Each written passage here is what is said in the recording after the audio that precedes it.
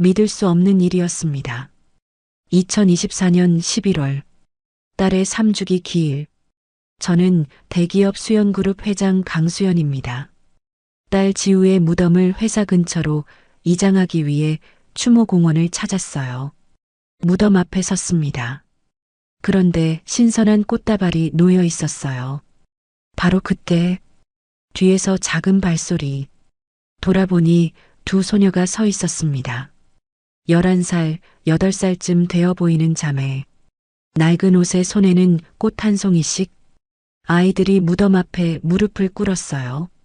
은인 언니, 오늘도 왔어요. 목이 메는 목소리. 심장이 철렁 내려앉았습니다. 너희는 누구니? 큰아이가 고개를 들었어요. 눈가가 붉게 물들어 있었습니다. 이 언니가 7년 동안 우리 살려줬어요. 온몸에 소름이 돋았습니다. 7년? 내 딸이 이 아이들을? 조사를 시작했습니다. 은행 계좌 명세서. 손이 부들부들 떨렸어요. 매달 200만 원씩 7년간. 받는 사람 민서연, 민아연. 딸의 컴퓨터를 열었습니다. 숨겨진 폴더. 암호를 풀었어요. 그리고 발견한 파일. 2017년 10월 15일 교통사고 보고서. 사망자 민준호 35세, 이수진 32세, 생존자 민서연 4세, 민아연 1세. 가슴이 철렁 내려앉았습니다. 다음 파일을 열었어요. 딸의 일기장. 나는 살인자예요. 그날 밤, 빗길, 그 커브, 내가 운전하던 차가 그 차를 들이받았어요. 부부는 그 자리에서 죽었어요. 뒷좌석에 아이들만 살았어요. 이게 내 벌이에요. 손에서 마우스가 떨어졌습니다. 내 딸이 저 아이들의 부모를. 무릎에 힘이 풀렸어요. 하지만 진짜 충격은 경찰 재조사 기록을 발견하고 나서였습니다. 사고 원인 차량 정비 불량, 브레이크 결함, 회사 소유 영업 차량. 세상이 하얗게 변했습니다. 회사 차, 우리 회사. 딸의 잘못이 아니었습니다. 오늘의 사연을 시작하기 전에 무료인 구독과 좋아요 한번 눌러주신다면 행운과 건강이 늘 함께할 거예요. 2024년 11월 15일 오전 10시 서울 근교 추모공원. 하늘은 잔뜩 흐려 있었습니다. 저는 검은색 코트를 입고 차에서 내렸어요. 뒤따라 최 비서가 꽃다발을 들고 내렸습니다. 회장님, 이쪽입니다. 언덕 중턱. 딸의 무덤이 보였어요. 박지우 1992년부터 2021년까지 3년. 벌써 3년이 지났습니다. 발걸음이 무거웠어요. 가까이 다가갔습니다. 그런데 무덤 앞에 이미 꽃이 놓여 있었습니다. 신선한 카네이션. 누가? 최 비서가 고개를 갸웃했어요. 아침 일찍 오신 분이 계신가 봅니다. 이상했습니다. 친척은 거의 없었고 친구들은 오후에 온다고 했는데 바로 그때였습니다. 바스락. 뒤에서 소리가 났어요. 돌아봤습니다. 두 소녀가 서 있었습니다. 하나는 11살쯤, 하나는 8살쯤. 낡은 패딩에 해진 운동화. 손에는 꽃 한 송이씩 들고 있었어요. 아이들이 저를 보고 멈칫했습니다. 저기, 죄송해요. 큰아이가 조심스럽게 말했어요. 괜찮아. 다가와도 돼. 아이들이 천천히 다가왔습니다. 무덤 앞에 무릎을 꿇었어요. 꽃을 조심스럽게 놓았습니다. 은인 언니, 오늘도 왔어요. 작은 아이가 속삭였어요. 보고 싶어요. 눈물이 똑똑 떨어졌습니다. 가슴이 이상하게 조여왔어요. 너희가 누구니? 큰아이가 고개를 들었습니다. 눈이 빨갛게 충혈돼 있었어요. 저희는 은인 언니 덕분에 살고 있어요. 은인? 네. 이 언니가 7년 동안 저희를 말끝을 흐렸습니다. 최 비서가 다가왔어요. 회장님, 아이들 같이 온 어른은 혼자 왔어요. 큰아이가 대답했습니다. 고아원에서요. 고아원? 손이 저절로 떨렸어요. 어느 고아원인데? 사랑의 집 고아원이요. 그 순간 머릿속이 복잡해졌습니다. 내 딸이 고아원 아이들을 7년 동안 왜 나는 몰랐지? 언니가 매주 저희 보러 왔어요. 작은아이가 말했습니다. 용돈도 주고 옷도 사주고 3년 전까지는 목소리가 떨렸어요. 그 뒤로는 안 오셔서 저희가 여기 와요. 매주 눈가가 뜨겁게 달아올랐습니다.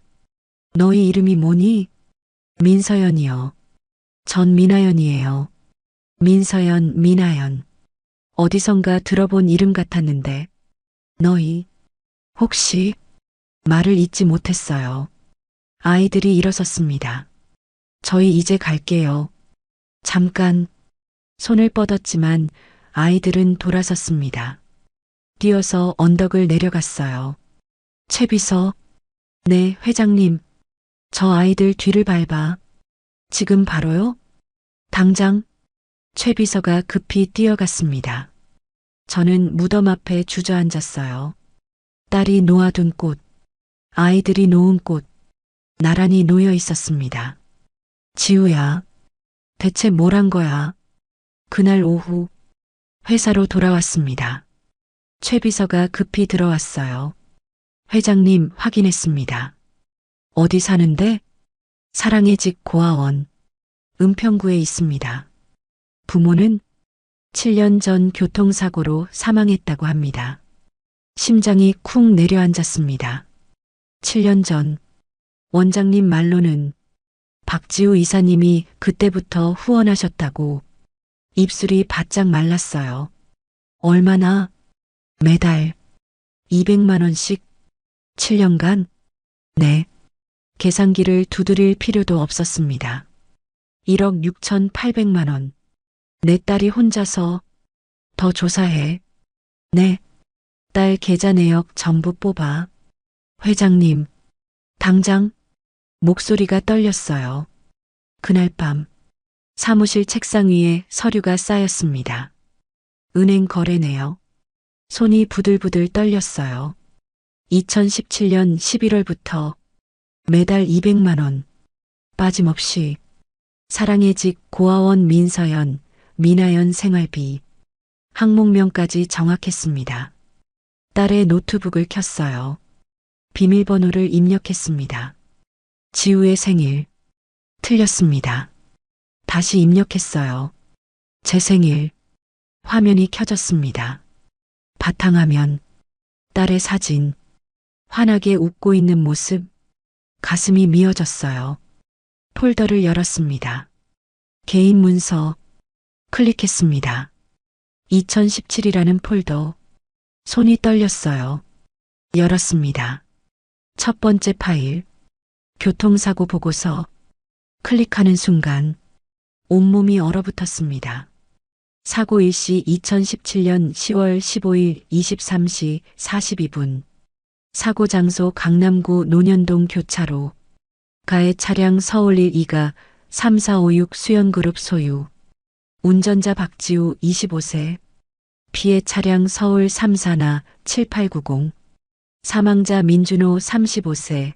이수진 32세. 부상자 민서연 4세. 미나연 1세. 마우스가 손에서 떨어졌습니다.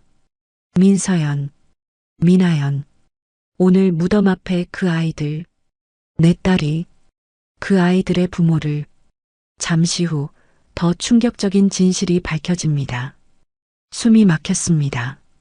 화면 속 글자들이 흔들렸어요. 가해 차량 운전자 박지우. 사망자 민준호와 이수진. 손이 부들부들 떨렸습니다. 폴더를 더 열었어요.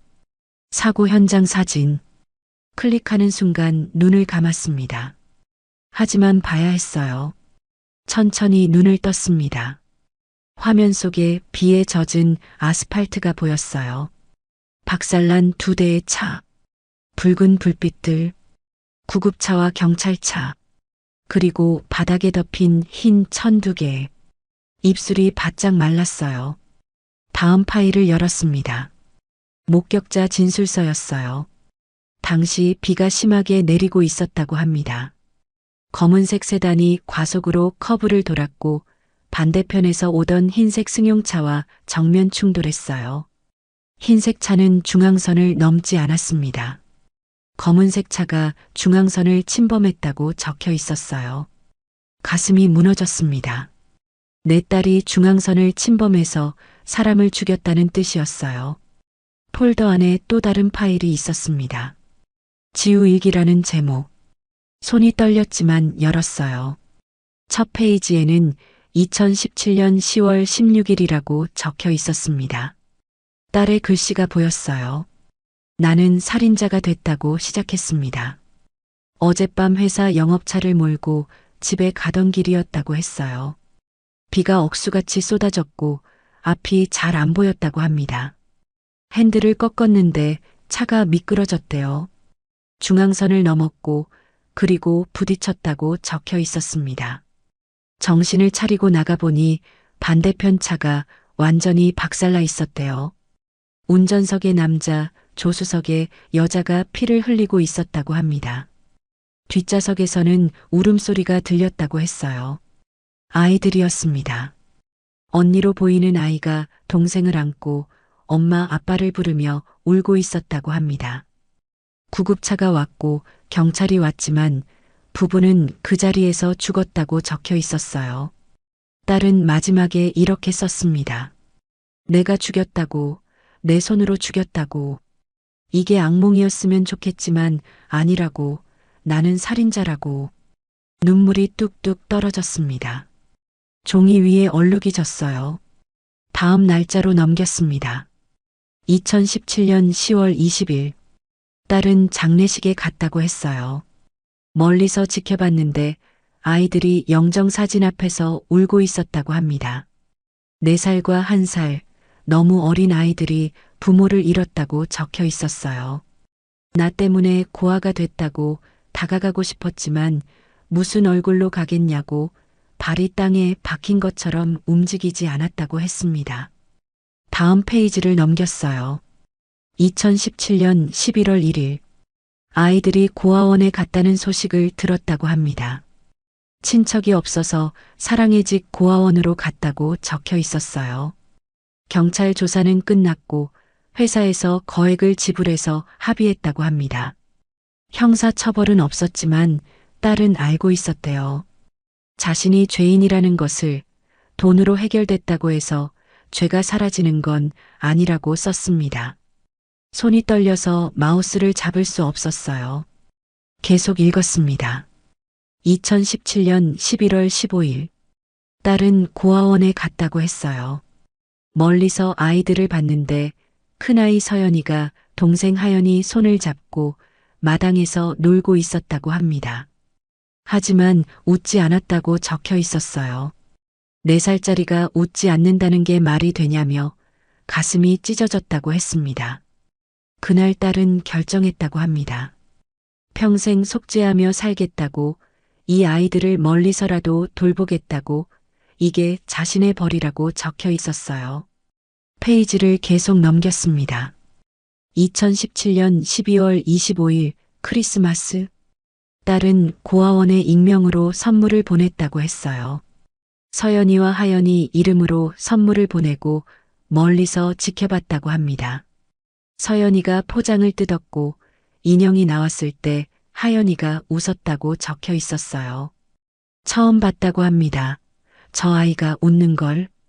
딸은 눈물이 났지만 다가갈 수 없었다고 했습니다. 자신은 부모를 죽인 살인자니까요. 고개를 들 수 없었습니다. 책상에 이마를 댔어요. 눈물이 책상 위로 떨어졌습니다. 지우야, 지우야. 목이 메었어요. 얼마나 힘들었을까, 혼자서 아무에게도 말하지 못하고 7년 동안. 다시 일기를 읽었습니다. 2018년 3월. 딸은 매달 200만 원씩 보내기로 결정했다고 합니다. 원장님께 직접 전화해서 익명의 후원자로 아이들 생활비로 써달라고 부탁했대요. 원장님이 고맙다고 했지만 딸은 고마울 게 뭐가 있냐고 썼어요. 자신이 고아로 만들었는데 말이에요.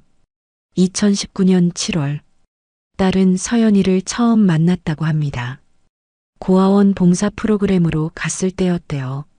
안녕, 나는 지우 언니야 라고 인사했다고 합니다. 서연이가 올려다보며 언니라고 불렀대요. 그 목소리에 심장이 멎는 줄 알았다고 적혀 있었어요. 서연이가 물었다고 합니다. 언니가 매달 우리 돈 보내주는 분이냐고 원장님이 말씀하셨나 보대요. 딸이 고개를 끄덕이자 서연이가 고맙다고 했다고 합니다. 나를, 부모를 죽인 나를 고맙다고 했다고 적혀 있었어요. 딸은 울고 싶었지만 참았다고 합니다. 그리고 약속했대요. 언니 자주 올 거야 라고. 지킬 수 없을지도 모르는 약속을 했다고 썼어요. 2020년 1월, 딸은 매주 토요일마다 고아원에 갔다고 합니다. 서연이와 하연이가 자신을 좋아했대요. 지우 언니 하고 달려와서 안긴다고 적혀 있었습니다. 딸은 가슴이 찢어진다고 했어요. 이 아이들은 모른다고 자신이 부모를 죽인 사람이라는 것을. 이 아이들은 자신을 은인이라고 부르지만 은인이 아니라 죄인이라고 썼습니다. 하지만 말할 수 없다고 했어요. 말하면 아이들이 받을 충격을 생각하면 차라리 자신이 평생 이 죄책감을 안고 살겠다고 적혀 있었습니다. 마지막 페이지였습니다. 2021년 9월, 딸은 요즘 몸이 너무 안 좋다고 했어요. 잠을 못 자고 악몽을 꾼다고 합니다.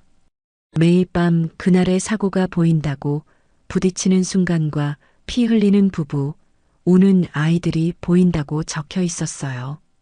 회사 일도 힘들지만 돈을 벌어야 한다고 했습니다. 아이들을 위해서라고, 이게 자신의 속죄라고, 죽을 때까지라고 썼어요. 그게 마지막 일기였습니다. 2021년 10월, 딸은 죽었습니다. 과로사. 손이 부들부들 떨렸어요. 내 딸이 7년 동안 이런 고통을 겪었다니, 혼자서 아무에게도 말하지 못하고 엄마인 나도 몰랐습니다. 책상을 쳤습니다. 왜 나한테 말 안 했어? 목소리가 갈라졌어요. 하지만 이것이 전부가 아니었습니다. 폴더 안에 또 다른 파일이 있었어요. 사고 재조사 요청서. 날짜는 2021년 9월 30일, 딸이 죽기 일주일 전이었습니다. 진짜 충격은 지금부터였습니다. 사고 재조사 요청서를 열었습니다. 손이 떨렸어요. 신청인은 박지우. 신청 날짜는 2021년 9월 30일. 죽기 일주일 전이었습니다. 신청 사유를 읽는 순간 숨이 멎었어요. 차량 결함 의심이라고 적혀 있었습니다. 브레이크 작동 불량 가능성, 정비 기록 재확인 요청, 회사 차량 관리 소홀 의심. 딸은 알고 있었던 걸까요? 자신의 잘못이 아니었다는 것을. 아래에 첨부 파일이 있었습니다. 차량 정비 기록. 2017년 10월 사고 당일 기준으로 3개월 전 정비 기록이 나왔습니다. 브레이크 패드 교체 권장이라고 적혀 있었어요. 하지만 교체하지 않았다는 표시. 비용 절감이라는 메모. 가슴이 철렁 내려앉았습니다. 다음 파일을 열었어요. 사고 당일 차량 상태 보고서. 경찰이 작성한 문서였습니다. 브레이크 패드 마모 심각. 제동거리 30% 증가 추정. 빗길에서 제동력 현저히 저하. 손에서 마우스가 떨어졌습니다. 딸의 잘못이 아니었어요. 회사 차량 관리 소홀이었습니다. 우리 회사의 잘못. 내 잘못. 하지만 딸은 7년 동안 자신을 살인자라고 생각하며 살았습니다. 폴더를 더 뒤졌어요. 또 다른 파일이 있었습니다. 재조사 결과. 날짜는 2021년 10월 13일. 딸이 죽은 다음 날이었어요. 결과를 확인하지도 못하고 죽었다는 뜻입니다. 파일을 열었습니다.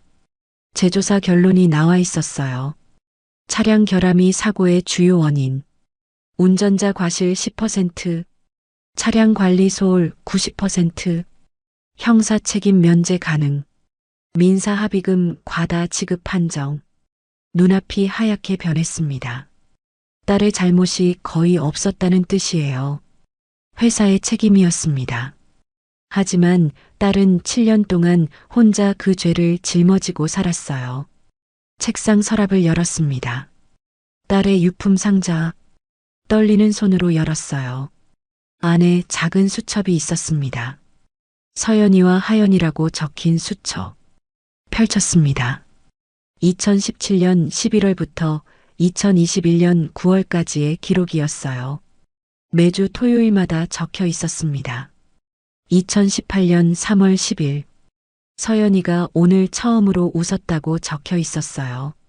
내가 가져간 인형을 안고 웃었다고 1년 만에 처음 보는 웃음이었다고 했습니다.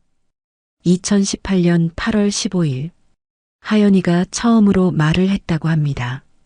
언니라고 불렀다고 가슴이 터질 것 같았다고 적혀 있었어요.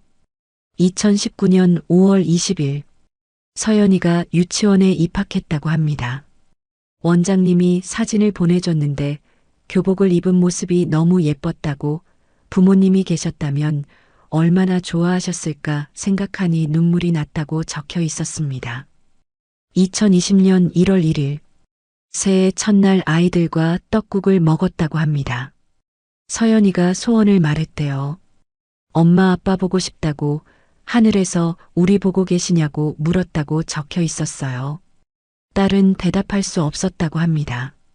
그저 안아줄 수밖에 없었다고 썼어요. 2020년 6월 15일, 하연이가 유치원에서 그림을 그렸다고 합니다. 우리 가족이라는 제목이었대요. 그림 속에는 언니 하나, 아이 둘이 그려져 있었다고 적혀 있었어요. 나였습니다. 딸은 울었다고 합니다. 이 아이들이 자신을 가족처럼 생각한다는 게 고맙기도 하고 괴롭기도 했다고 썼어요. 2021년 3월 7일, 서연이가 초등학교에 입학했다고 합니다. 원장님이 보낸 사진을 보니 교복을 입고 있었는데 많이 컸다고 적혀 있었어요. 이제 7살이라고 7년이 지났다고 하지만 죄책감은 전혀 줄어들지 않았다고 했습니다. 2021년 7월 25일, 요즘 몸이 너무 안 좋다고 적혀 있었어요. 병원에 가야 하는데 시간이 없다고 회사 일이 너무 많다고 했습니다. 하지만 아이들 후원은 멈출 수 없다고 이게 자신이 할 수 있는 유일한 속죄라고 썼어요. 마지막 페이지였습니다. 2021년 9월 23일, 오늘 서연이가 물었다고 합니다. 언니는 왜 우리한테 이렇게 잘해주냐고 이유가 뭐냐고 물었대요. 딸은 대답하지 못했다고 적혀 있었어요. 그저 너희가 좋아서 그런다고만 했다고 합니다. 서연이가 웃으며 말했대요. 언니는 우리 천사 같다고, 우리 엄마였으면 좋겠다고. 딸은 그 말에 울음을 참을 수 없었다고 했습니다. 화장실에 가서 한참을 울었다고 적혀 있었어요. 마지막 문장이 보였습니다. 이 아이들에게 진실을 말할 수 있을까? 언젠가 용기가 생길까? 아니면 평생 비밀로 가져가야 할까? 그게 끝이었습니다. 수첩을 덮었어요. 눈물이 멈추지 않았습니다. 최비서에게 전화를 걸었습니다. 떨리는 목소리로 말했어요. 2017년 10월 15일 교통사고 건 다시 조사해. 차량 관리 기록 전부 뽑아. 당시 책임자가 누군지 확인해. 최비서가 놀란 목소리로 대답했습니다. 회장님, 무슨 일이십니까? 그냥 해, 당장. 전화를 끊었어요. 딸의 사진을 꺼냈습니다. 환하게 웃고 있는 얼굴. 하지만 이제 알겠어요. 그 웃음 뒤에 얼마나 큰 고통이 숨어 있었는지. 지우야. 목소리가 떨렸어요. 엄마가 미안해. 내가 그렇게 힘들었는데 몰랐어. 내가 매일 악몽에 시달렸는데 몰랐어. 내가 7년 동안 혼자 죄책감을 안고 살았는데 몰랐어. 왜 나한테 말 안 했어? 엄마가 무서웠니? 엄마가 차가웠니? 그래서 말 못했니? 눈물이 뚝뚝 떨어졌습니다. 사진 위로 눈물이 번졌어요.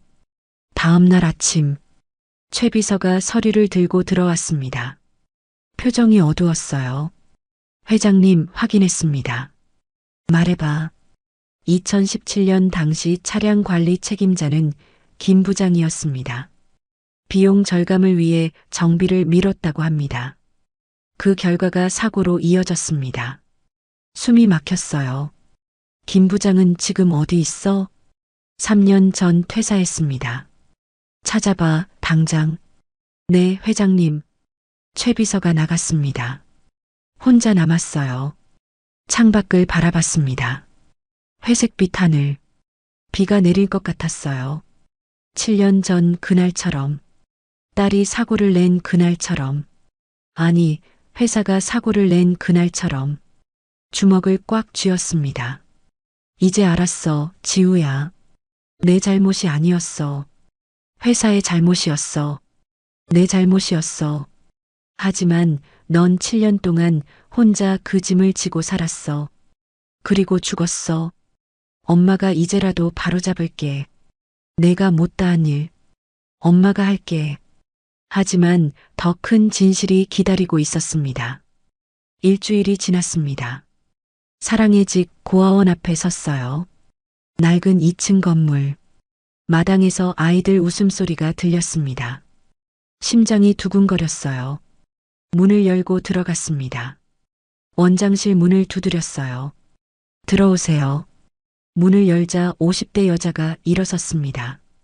어떻게 오셨는지요? 저는 수영그룹 회장 강수연입니다. 원장의 눈이 커졌어요. 아, 회장님이시군요. 앉으세요. 자리에 앉았습니다. 박지우 이사님에 대해 여쭤보러 왔습니다. 원장의 표정이 어두워졌어요.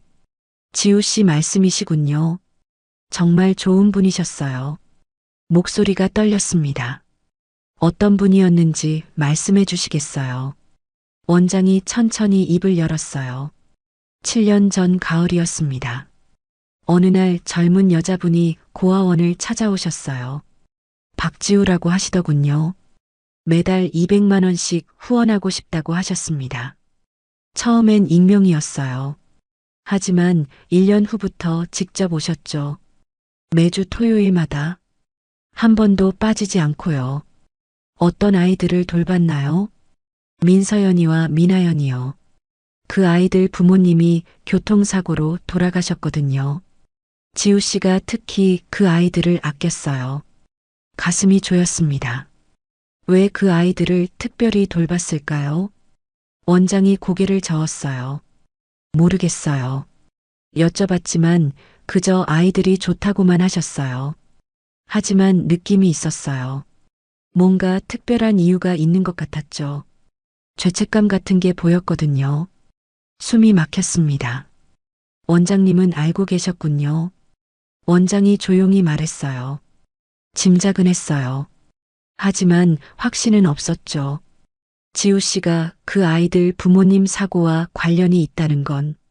하지만 물어보지 않았어요.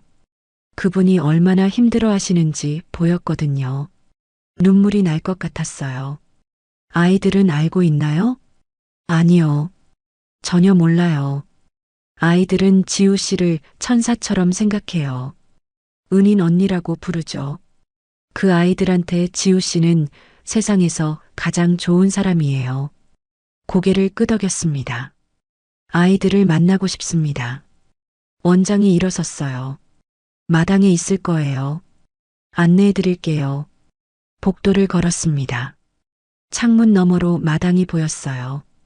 아이들이 뛰어놀고 있었습니다. 그 중에 서연이와 하연이가 보였어요. 그네를 타고 있었습니다.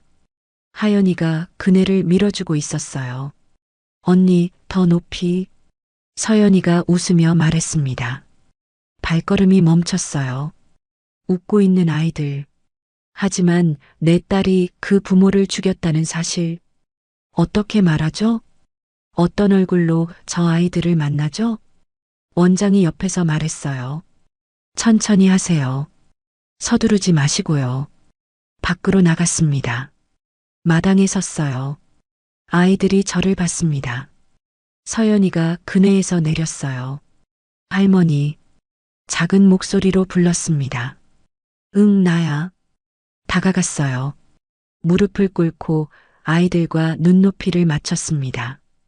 오늘은 할머니가 너희 만나러 왔어. 하연이가 고개를 갸웃했어요. 왜요? 그냥 보고 싶어서. 서연이가 조심스럽게 물었습니다. 은인 언니 하셨어요? 그래, 그 언니는 내 딸이었어. 아이들의 눈이 커졌어요. 진짜요? 진짜야. 하연이가 갑자기 울기 시작했어요. 그 언니 보고 싶어요. 왜 안 와요? 서연이도 눈물을 글썽였습니다. 3년 동안 안 왔어요. 왜 안 오는 거예요? 가슴이 찢어졌습니다. 그 언니는 아프다가 하늘로 갔어. 하연이가 소리쳤어요. 싫어. 언니 돌아와야 돼. 서연이가 동생을 안았습니다. 그러면서 조용히 울었어요. 두 아이를 안았습니다. 미안해. 할머니가 미안해. 한참을 그렇게 있었어요. 아이들의 울음이 잠잠해졌을 때 물었습니다. 그 언니는 너희한테 어떤 사람이었어? 서연이가 눈물을 닦으며 말했어요. 세상에서 제일 좋은 사람이었어요. 매주 와서 놀아줬어요. 책도 읽어주고 밥도 사주고 생일마다 선물도 줬어요. 하연이가 덧붙였어요. 엄마 같았어요. 진짜 엄마처럼요. 숨이 막혔습니다. 엄마처럼. 부모를 죽인 사람이 엄마처럼 느껴졌다니. 방으로 데려가 줄 수 있어. 원장이 고개를 끄덕였어요. 서연아, 할머니 방 구경시켜드려. 서연이가 제 손을 잡았습니다. 이쪽이에요. 2층으로 올라갔어요. 작은 방문을 열었습니다. 4인실이었어요. 침대 4개가 나란히 있었습니다. 저희 침대는 여기요. 서연이가 가리켰어요.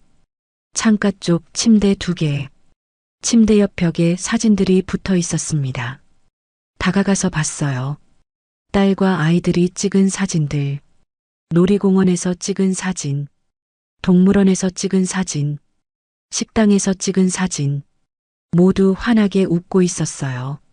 특히 딸의 얼굴. 진짜 행복해 보였습니다. 회사에서 보던 얼굴과 달랐어요. 이렇게 밝게 웃는 딸을 본 적이 없었습니다. 서연이가 말했어요. 언니는 우리랑 있을 때 제일 행복해 했어요. 웃으면서 우리 안아줬어요. 하연이가 고개를 끄덕였어요. 우리도 행복했어요. 언니만 있으면 무서운 게 없었어요. 가슴이 무너졌습니다. 딸은 이 아이들에게 행복을 줬어요. 죄책감 속에서도 고통 속에서도 이 아이들만큼은 행복하게 해주려 했어요. 침대 밑에서 서연이가 상자를 꺼냈습니다. 이거 언니가 준 거예요. 상자를 열었어요. 편지들이 가득했습니다. 서연아, 하연아. 언니가 사랑해. 오늘 못 가서 미안해. 다음 주에 꼭 갈게. 생일 축하해. 예쁘게 자라줘서 고마워. 딸의 글씨였어요. 편지마다 사랑이 담겨 있었습니다. 하지만 마지막 편지 날짜는 2021년 9월이었어요. 그 다음엔 없었습니다. 죽었으니까요. 서연이가 조용히 말했어요. 할머니, 언니 다시 못 보는 거죠. 고개를 끄덕일 수밖에 없었어요. 그래. 하연이가 울음을 터뜨렸습니다. 보고 싶어요. 서연이도 울기 시작했어요. 두 아이를 꼭 안았습니다. 할머니가 있어. 이제 할머니가 있을게. 하지만 아직 말하지 못한 진실이 남아 있었습니다. 집으로 돌아왔습니다. 서재에 앉았어요. 딸의 유품을 더 뒤지기 시작했습니다. 책상 서랍 깊숙한 곳에서 병원 진료 기록을 발견했어요. 2019년 3월 불면증 진단, 수면제 처방. 2019년 8월 우울증 진단, 항우울제 처방. 2020년 1월 공황장애 진단, 안정제 추가 처방. 손이 떨렸습니다. 딸이 이렇게 아팠다니. 2020년 6월 위궤양 진단, 스트레스성이라고 적혀 있었어요. 2021년 3월 만성피로 증후군, 의사소견이 적혀 있었습니다. 과로로 인한 신체 기능 저하, 최소 3개월 휴식 필요. 하지만 딸은 쉬지 않았어요. 회사 출근 기록을 확인했습니다. 2021년 상반기 단 하루도 쉬지 않았습니다. 주말 근무도 매주, 야근도 거의 매일. 최 비서에게 전화했어요. 2021년 지우 근무 기록 다시 확인해봐. 잠시 후 회신이 왔습니다. 월 평균 근무 시간 320시간이라고 합니다. 보통의 2배였어요. 왜 아무도 말리지 않았어? 회장님도 아시지 않습니까? 이사님이 얼마나 일벌내셨는지. 누가 말려도 소용없었어요. 전화를 끊었습니다. 딸의 수첩을 다시 펼쳤어요. 2020년 7월 기록. 오늘도 악몽을 꿨다고 적혀 있었습니다. 그날 밤에 사고가 보인다고, 부딪히는 순간이 계속 반복된다고 했어요. 잠을 자도 잔 것 같지 않다고, 약을 먹어도 소용없다고 적혀 있었습니다. 2020년 11월 회사에서 쓰러질 뻔했다고 합니다. 회의 중에 갑자기 숨이 막혔다고, 공황 발작이 왔다고 적혀 있었어요. 화장실에 가서 진정했지만 아무에게도 말하지 않았다고 했습니다. 말하면 걱정할 거라고, 특히 엄마한테는 절대 들키면 안 된다고 썼어요. 2021년 5월 몸무게가 10kg 빠졌다고 합니다. 밥맛이 없다고, 먹으면 토할 것 같다고 적혀 있었어요. 하지만 아이들 앞에서는 웃어야 한다고, 아이들은 내가 유일한 희망이니까 절대 약한 모습 보이면 안 된다고 썼습니다. 2021년 7월 오늘 병원에 갔다고 합니다. 의사가 말했대요. 이러다 죽는다고, 당장 일을 멈추고 쉬라고 했다고 적혀 있었어요. 하지만 딸은 쉴 수 없다고 했습니다. 아이들 후원금을 벌어야 하니까, 이게 자신의 속죄니까 멈출 수 없다고 썼어요. 2021년 9월 마지막 기록이었습니다. 요즘 가슴이 자주 아프다고 합니다. 숨쉬기가 힘들다고, 계단을 오르면 심장이 터질 것 같다고 적혀 있었어요. 하지만 병원 갈 시간이 없다고, 프로젝트가 끝나면 가겠다고 했습니다. 아이들 생각하면 버틸 수 있다고, 조금만 더 버티면 된다고 썼어요. 마지막 문장이 보였습니다. 서연아, 하연아, 미안해. 언니가 조금만 더 버틸게. 책을 덮었어요. 눈물이 멈추지 않았습니다. 딸은 알고 있었어요. 자신이 무너지고 있다는 것을. 하지만 멈출 수 없었습니다. 최 비서를 불렀어요. 다음 날 아침 사무실로 왔습니다. 회장님 부르셨습니까? 2021년 10월 11일 지우가 죽던 날 무슨 일이 있었어? 최 비서의 얼굴이 굳어졌어요. 그날은 대형 프로젝트 발표 날이었습니다. 이사님이 직접 프레젠테이션을 준비하셨죠? 계속해. 회의실에서 발표가 시작됐습니다. 30분쯤 지났을 때였어요. 이사님 얼굴이 갑자기 하얗게 질렸습니다. 그리고 쓰러지셨어요. 숨이 막혔어요. 그 다음은 119를 불렀습니다. 병원으로 이송됐죠. 하지만 이미 늦었습니다. 심장이 멎었다고 했어요. 과로사라고, 급성 심근경색이라고 했습니다. 최 비서의 목소리가 떨렸어요. 회장님, 제가 말렸어야 했습니다. 이사님이 너무 무리하시는 거 알았는데. 고개를 저었습니다. 내 잘못이 아니야. 딸이 누구에게도 말하지 않았으니까. 얼마나 아픈지, 얼마나 힘든지 병원 기록을 가져왔어요. 사망 진단서였습니다. 사인은 급성 심근경색. 하지만 소결란에 다른 내용이 적혀 있었어요. 만성 스트레스, 수면 부족, 영양 결핍, 장기간 과로로 인한 심장 기능 저하, 예방 가능했던 죽음. 마지막 문장이 가슴에 박혔습니다. 예방 가능했던 죽음. 그래요. 딸은 죽지 않아도 됐어요. 누군가 알아챘다면, 누군가 말렸다면, 특히 엄마인 내가 알아챘다면. 하지만 나는 몰랐습니다. 아니, 보지 않았습니다. 딸이 보내는 신호를 창밖을 바라봤어요. 비가 내리고 있었습니다. 3년 전 그날도 이렇게 비가 내렸어요. 병원에서 전화를 받았을 때 이사님이 쓰러지셨습니다. 빨리 오십시오.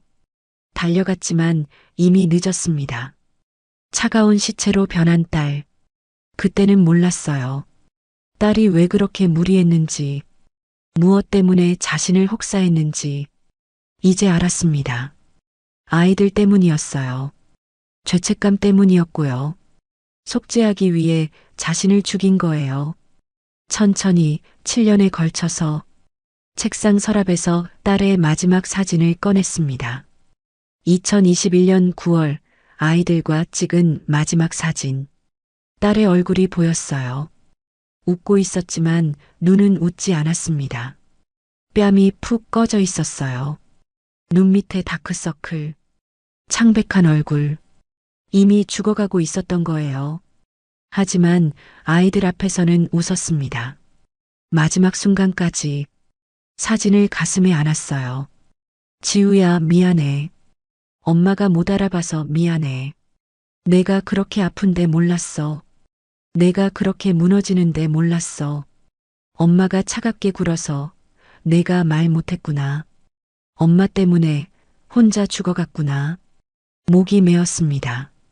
하지만 울 수만은 없었어요. 이제 해야 할 일이 있었으니까요. 딸이 못다한 일, 딸이 7년 동안 지켜온 것, 이제 내가 지켜야 했습니다. 그리고 마침내 진실을 밝힐 시간이 왔습니다. 한 달이 지났습니다. 매주 토요일마다 고아원을 찾았어요. 딸이 그랬던 것처럼 서연이와 하연이를 만났습니다. 함께 밥을 먹고 이야기를 나눴어요. 아이들은 점점 마음을 열었습니다.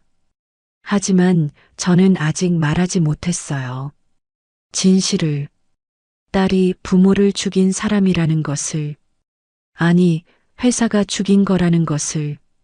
최 비서가 조사 결과를 가져왔습니다. 회장님, 확인했습니다.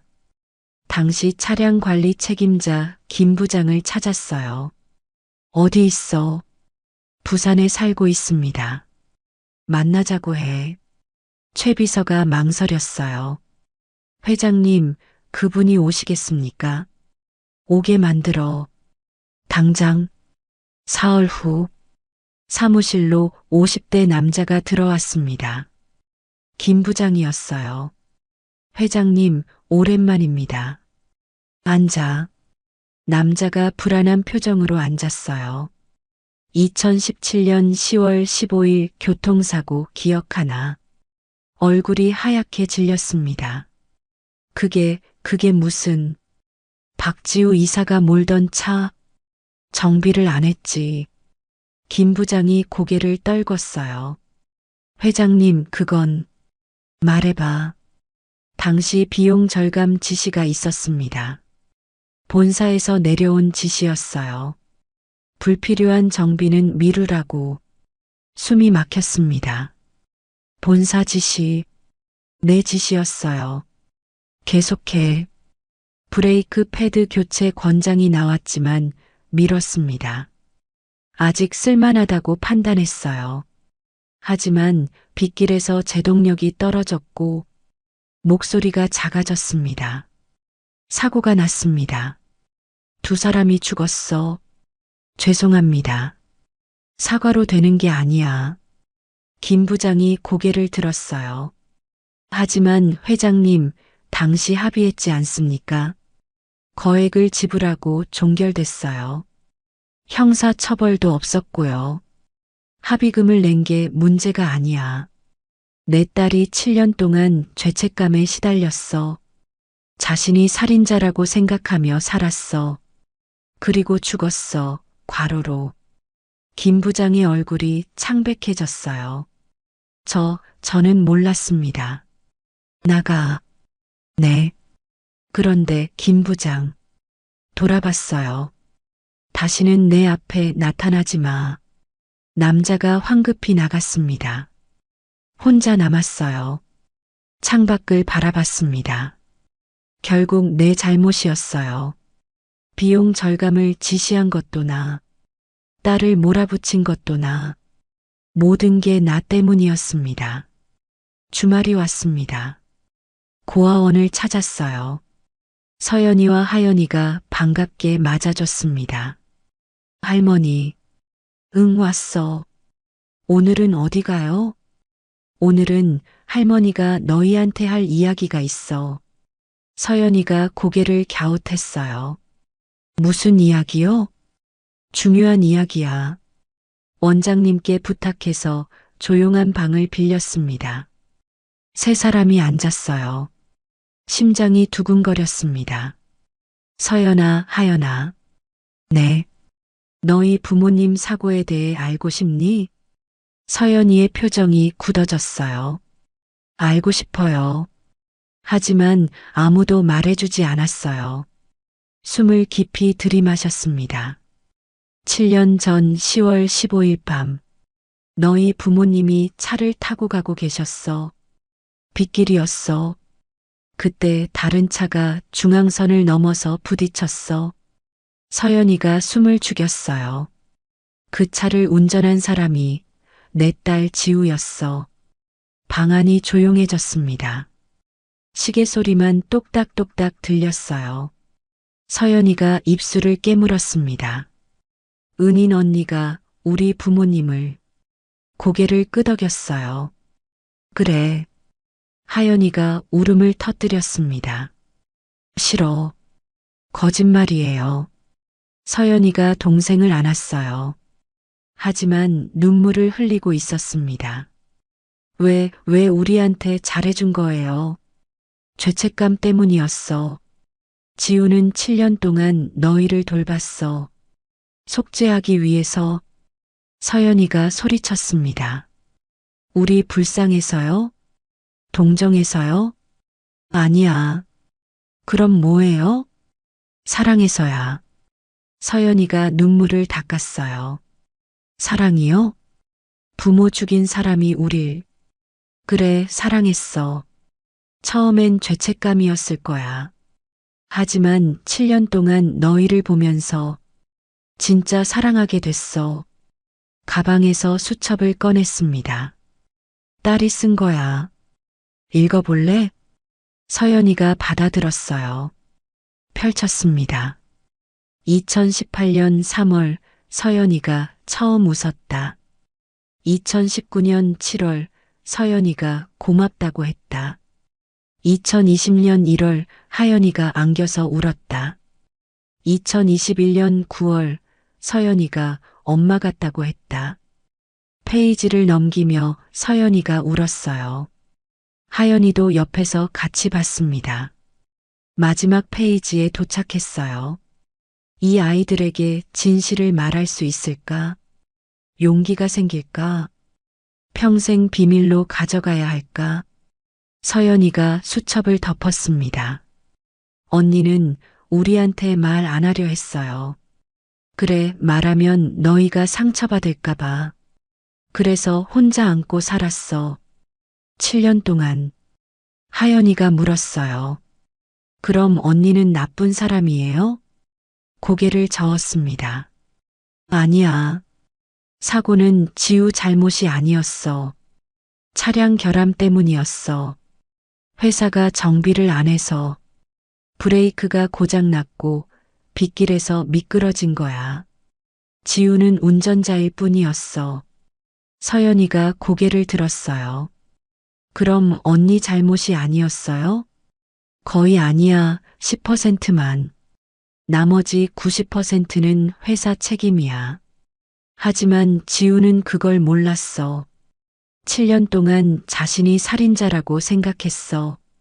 그래서 너희를 돌본 거야. 죽을 때까지. 방안이 조용해졌어요. 서연이가 천천히 입을 열었습니다. 언니는 우리 때문에 죽은 거예요?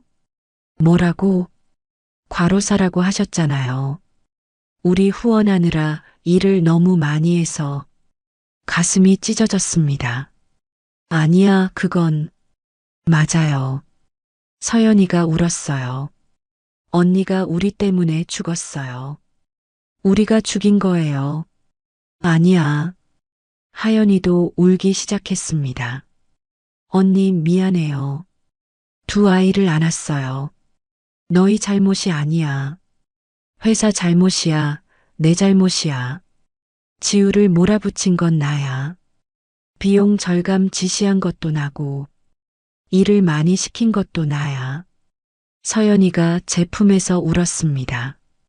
한참을 그렇게 있었어요. 울음이 잠잠해졌을 때 말했습니다. 서연아, 하연아. 네. 지우는 너희를 진심으로 사랑했어. 처음엔 죄책감이었지만 끝에는 사랑이었어. 너희도 지우를 사랑했잖아. 그 마음은 진짜였어. 서연이가 고개를 끄덕였어요. 우리 언니 정말 좋아했어요. 세상에서 제일 좋은 사람이었어요. 그래, 지우도 그랬어. 너희가 세상에서 제일 소중했어. 하연이가 물었습니다. 그럼 이제 어떻게 돼요? 할머니가 너희를 키울 거야. 두 아이가 놀라 저를 봤어요. 지우가 못다한 일. 할머니가 이어갈게. 너희를 사랑하는 것. 지우 대신. 하지만 더 큰 진실이 남아 있었습니다. 집으로 돌아왔습니다. 아이들과의 대화가 머릿속을 맴돌았어요. 딸의 방으로 들어갔습니다. 책장을 정리하다가 떨어진 책 한 권. 바닥에 봉투가 떨어졌어요. 주워들었습니다. 엄마에게라고 적혀 있었어요. 심장이 쿵 내려앉았습니다. 봉투를 열었어요. 떨리는 손으로 편지를 꺼냈습니다. 엄마에게. 이 편지를 읽고 계신다면 저는 이미 세상에 없을 거예요. 미안해요, 엄마. 먼저 가서 말하고 싶은 게 너무 많았는데 끝까지 말하지 못했네요. 엄마, 저 알고 있었어요. 사고가 제 잘못이 아니었다는 것. 2021년 9월 30일 재조사 결과가 나왔어요. 차량 결함이 주원인이었다고. 제 잘못은 10%뿐이라고. 그 순간 얼마나 기뻤는지 몰라요. 7년 동안 저를 짓누르던 죄책감이 조금 가벼워졌어요. 하지만 기쁨은 잠시였어요. 보고서를 더 읽으면서 알았어요. 차량 관리 책임이 회사에 있다는 것. 비용 절감 때문에 정비를 미뤘다는 것. 그 지시가 본사에서 내려왔다는 것. 엄마가 내린 지시였어요. 알았을 때 무너졌어요. 하지만 엄마를 원망하지 않았어요. 엄마도 몰랐을 거예요. 그런 지시가 어떤 결과를 낳을지. 엄마는 회사를 지키려 했을 뿐이에요. 고민했어요. 이 사실을 엄마께 말씀드려야 하나. 하지만 말씀드리면 어떻게 되나요? 엄마가 죄책감에 시달릴 거예요. 제가 7년 동안 느낀 그 고통을 엄마도 느끼게 될 거예요. 그건 싫었어요. 차라리 제가 계속 짊어지는 게 나았어요. 그래서 결정했어요. 이 사실을 묻기로, 재조사 서류를 숨기기로, 평생 비밀로 가져가기로, 엄마를 지키기 위해. 엄마, 제가 과로한 건 아이들 때문만이 아니에요. 회사 때문이기도 했어요. 회사를 지키고 싶었어요. 엄마가 평생 일궈온 회사, 제 잘못 때문에 무너지게 할 수 없었어요. 그래서 더 열심히 일했어요. 회사 이익을 올리고, 문제를 해결하고, 엄마를 도와드리고, 몸이 망가지는 건 알았어요. 하지만 멈출 수 없었어요. 이게 제가 할 수 있는 속죄였으니까요. 아이들을 돌보고, 회사를 지키고, 엄마를 보호하고, 욕심이 너무 많았나 봐요. 몸이 버티지 못했어요. 미안해요, 엄마. 효도도 못하고 먼저 가서. 하지만 후회는 없어요. 서연이와 하연이를 만난 것. 7년 동안 그 아이들을 사랑한 것. 그게 제 인생에서 가장 행복한 시간이었어요. 엄마, 부탁이 있어요. 그 아이들 좀 돌봐주세요. 제가 못다한 사랑, 엄마가 대신 해주세요. 그 아이들은 죄가 없어요. 너무 착하고 예쁜 아이들이에요. 엄마가 만나보면 알 거예요. 그리고 엄마, 제발 자책하지 마세요. 이건 누구의 잘못도 아니에요. 그냥 운명이었어요. 나쁜 운명이 저를 선택했고, 저는 그걸 받아들였어요. 엄마를 사랑해요. 평생 엄마의 딸이어서 행복했어요. 비록 완벽한 딸은 못 됐지만, 엄마를 실망시킨 적도 많았지만, 그래도 엄마의 딸이어서 자랑스러웠어요. 다음 생에 다시 태어나면 또 엄마 딸로 태어나고 싶어요. 그때는 더 잘할게요.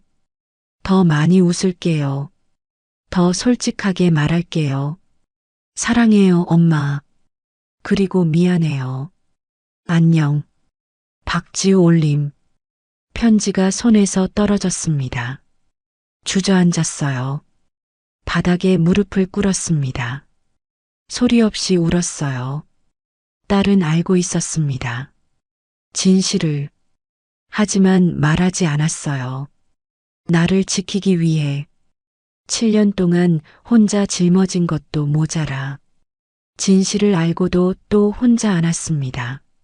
나 때문에 손이 부들부들 떨렸어요. 지우야. 목소리가 갈라졌습니다. 왜 말 안 했어? 왜 나를 지키려 했어? 차라리 나한테 화내지. 원망하지. 하지만 딸은 끝까지 나를 사랑했습니다. 끝까지 나를 지켰어요. 그리고 혼자 죽어갔습니다. 편지를 다시 집어들었어요.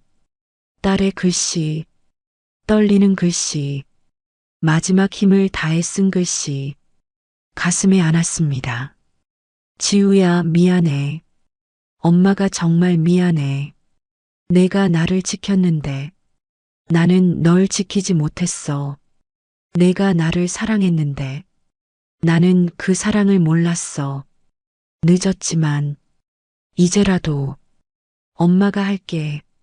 내가 부탁한 것. 서연이와 하연이. 엄마가 지킬게. 내가 사랑한 만큼. 아니, 그보다 더 사랑할게. 이게 엄마가 할 수 있는 유일한 속죄야. 창밖을 봤어요. 별이 반짝이고 있었습니다. 유난히 밝은 별 하나. 딸 같았어요. 저기서 보고 있겠죠. 웃으면서 엄마 잘하고 있어요. 그렇게 말하면서 눈물을 닦았습니다. 이제 울지 않을 거예요. 딸이 남긴 일 제대로 해낼 거예요. 이제 마지막 여운이 남았습니다. 6개월이 지났습니다. 2025년 5월 법원 앞에 섰어요. 서연이와 하연이가 제 손을 잡고 있었습니다. 입양허가 결정문을 받았어요. 이제 법적으로 제 손녀가 됐습니다. 할머니, 응, 이제 진짜 가족이에요? 그래, 진짜 가족이야. 하연이가 웃었습니다. 오랜만에 보는 밝은 웃음이었어요. 집으로 돌아왔습니다. 딸의 방을 아이들 방으로 바꿨어요. 침대 2개, 책상 2개, 옷장에는 새 옷들. 서연아, 이 방은 이제 너희 거야. 하연이가 방을 둘러봤습니다. 우와, 너무 예뻐요. 마음에 드니? 네, 할머니. 서연이가 책상 위 사진을 봤어요. 딸과 아이들이 함께 찍은 사진. 액자에 넣어 놓았습니다. 언니, 작게 속삭였어요. 언니가 지켜보고 있을 거야. 고개를 끄덕였습니다. 그래, 항상 지켜보고 계셔. 저녁을 준비했어요. 세 사람이 식탁에 앉았습니다. 직접 차린 저녁이었어요. 된장찌개, 불고기, 나물 반찬. 맛있겠다. 하연이가 숟가락을 들었습니다. 많이 먹어. 함께 밥을 먹었어요. 예전엔 혼자 먹던 식탁. 이제는 웃음소리가 가득했습니다. 식사 후, 세 사람이 거실에 앉았어요. 할머니, 응, 오늘 학교에서 숙제 나왔어요. 그래, 뭔데? 가족 소개하기예요. 서연이가 공책을 펼쳤습니다. 뭐라고 쓸까요? 우리 가족은 할머니, 언니, 나. 3명이라고 쓰면 돼. 그럼 은인 언니는요? 하연이가 물었어요. 그 언니도 가족이야. 하늘에 계시지만 항상 함께야. 서연이가 고개를 끄덕이며 썼습니다. 우리 가족은 할머니, 언니 하연, 그리고 하늘에 계신 지우 언니. 읽으면서 눈가가 뜨거워졌어요. 잘 썼다. 주말이 왔습니다. 세 사람이 추모공원을 찾았어요. 딸의 무덤 앞 꽃을 놓았습니다. 지우야, 엄마 왔어. 아이들 데려왔어. 서연이와 하연이가 무릎을 꿇었어요. 언니, 우리 왔어요. 할머니랑 같이 살고 있어요. 정말 행복해요. 하연이가 그림을 꺼냈습니다. 언니, 이거 봐요. 가족 그림이에요. 그림 속에는 4명이 있었어요. 할머니, 서연, 하연, 그리고 하늘 위의 지우. 미소 지으며 바라보고 있는 지우. 예쁘다. 서연이가 편지를 꺼냈어요. 저도 썼어요. 무덤 앞에 놓았습니다. 지우야, 아이들이 편지 썼어. 읽어줄게. 서연이의 편지를 펼쳤습니다. 은인 언니에게. 언니 서연이에요. 처음 알았을 때 정말 화났어요. 우리 부모님을 죽인 사람이 언니였다니. 하지만 할머니가 다 말씀해 주셨어요. 언니가 얼마나 힘들었는지, 7년 동안 얼마나 아팠는지, 이제 이해해요. 언니는 나쁜 사람이 아니었어요.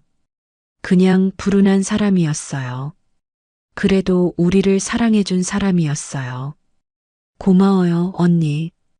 우리 돌봐줘서, 사랑해줘서, 이제 우리도 행복할게요. 할머니가 잘 돌봐주세요.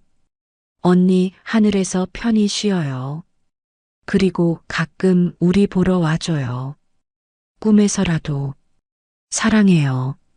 서연이가 편지를 덮었습니다. 눈물이 났어요. 하연이의 편지도 펼쳤습니다. 예쁜 언니에게. 언니 하연이에요. 언니 보고 싶어요. 근데 할머니가 말씀하셨어요. 언니는 항상 우리 옆에 있대요. 하늘에서 지켜보고 있대요. 정말이에요. 저 어제 꿈에서 언니 봤어요. 웃고 있었어요. 건강해 보였어요.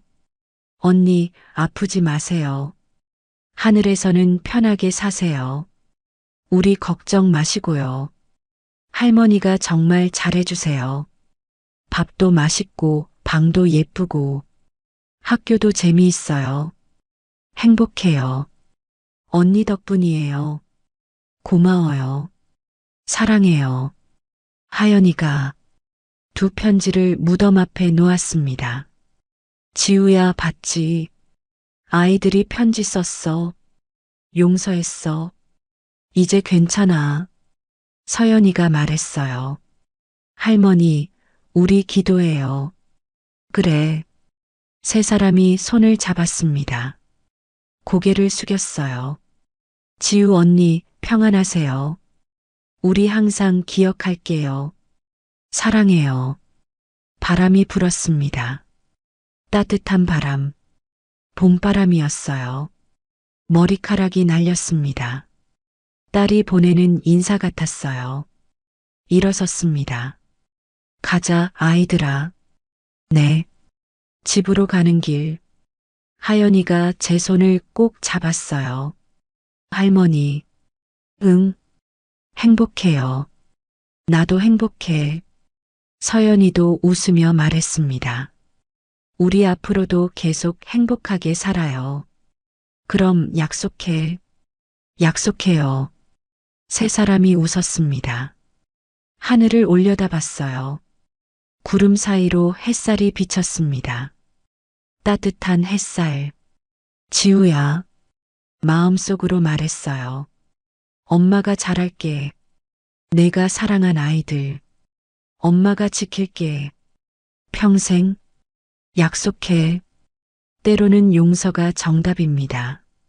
죄책감 속에서 7년을 산 딸. 진실을 알고도 엄마를 지킨 딸. 그리고 뒤늦게 모든 걸 알게 된 엄마. 딸이 남긴 두 아이는 이제 할머니의 손녀가 됐습니다.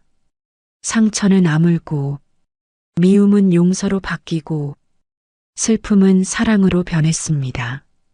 지우가 7년 동안 지킨 것, 이제 엄마가 평생 지킬 겁니다. 그게 딸에게 줄 수 있는 마지막 선물이니까요. 오늘도 영상 시청해 주셔서 감사합니다. 구독과 좋아요는 큰 힘이 됩니다. 여러분 모두 가족과 행복하세요. 다음 이야기로 또 찾아뵙겠습니다.